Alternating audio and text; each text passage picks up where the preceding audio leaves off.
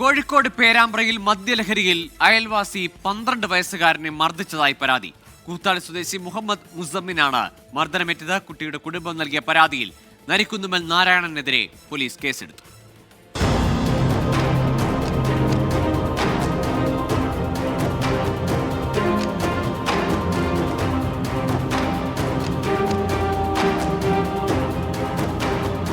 കൂട്ടുകാരുമൊത്ത് പന്ത് കളിക്കുകയെന്ന കുട്ടിയിൽ നിന്ന് അയൽവാസിയായ മധ്യവയസ്കൻ പന്ത് പിടിച്ചു വാങ്ങുകയും ആക്രമിക്കുകയും ചെയ്തു എന്നാണ് പരാതി. പ്രകോപനമില്ലാതെയാണ് മർദ്ദിച്ചതെന്നും മദ്യലഹരിയിലാണ് കുട്ടിയെ ആക്രമിച്ചതെന്നും പരാതിയിൽ പറയുന്നു. കൂത്താളി സ്വദേശി നരിക്കുന്നുമ്മൽ മുഹമ്മദ് മുസമ്മിനാണ് പരുക്കേറ്റത്.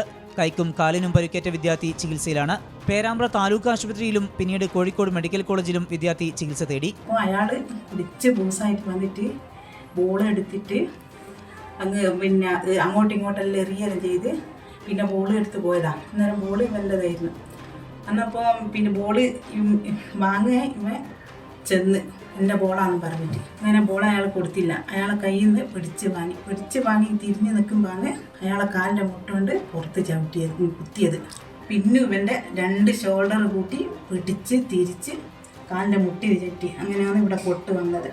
കുടുംബത്തിന്റെ പരാതിയിൽ അയൽവാസിയായ നരിക്കുന്നുമ്മൽ നാരായണനെതിരെ പോലീസ് കേസെടുത്തു. നാരായണൻ മദ്യപിച്ചെത്തി ബഹളം വയ്ക്കുന്നത് പതിവാണെന്നും പരാതിയിൽ പറയുന്നുണ്ട്. 24 കോഴിക്കോട്.